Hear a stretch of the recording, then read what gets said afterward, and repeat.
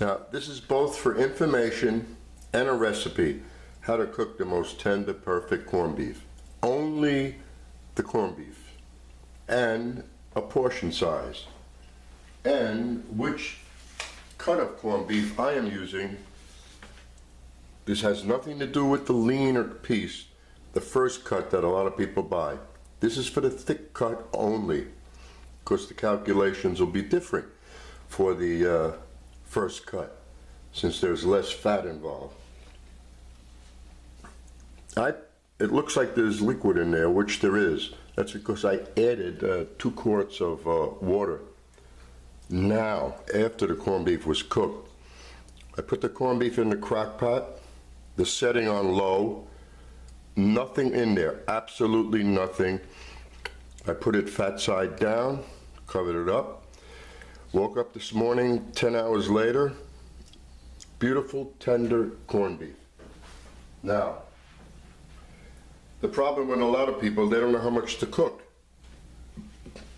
Calculations are, this was 3.39 pounds of the first cut of a Friedrich corned beef. Now, you want to see what is left after the 3-point-something pounds? What we have here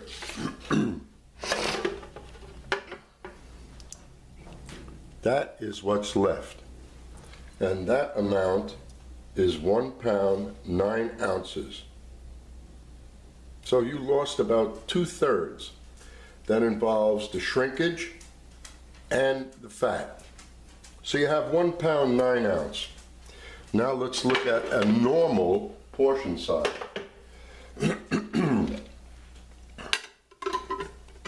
That is a 5-ounce portion size. I would say that's a normal portion size, because when you start eating corned beef, you can't stop. So, if that's 5 ounces, and we have 1 pound, 9 ounce, I'll let you calculate the rest yourself. So that's enough for about 4 people who like to eat corned beef. Now, what happened, where's what everybody else likes? Where's the cabbage, the carrots, the potatoes? So that's why I added into the crock pot 2 quarts of water, and of course I'm not going to show you how to cook those items, but this is now going to cook the cabbage, the carrots, the onion, and the potato. So it's so simple, everything done in one pot. Most of the time when you cook the corned beef, the people throw in everything else. What happens? Things are overcooked. This way you have the perfect corned beef. Now I'm going to wrap up the piece, and then later, well, the slices is to show you how much, but you wouldn't slice the corned beef first. The piece of corned beef that's cooked is now going into the refrigerator. Now later on this afternoon, I'm going to put everything else in here, the vegetables and the potato.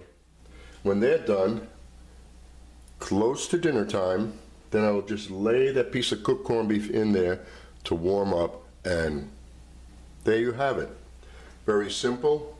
If you want to add more pickling spices to it, you can. I usually do that, but this corned beef came out perfect. 10 hours, low setting, crock pot. I hope you enjoy it. Oh, and there are those that say, trim the corned beef first. I go, don't trim the corned beef first, because you want that fat in there. It has flavor. And if you look at this, it's so much easier to trim off the fat after it's cooked. No chance of cutting some meat along with the fat when it's completely raw. That's why I like cooking it with the fat. It just simplifies things. Thank you.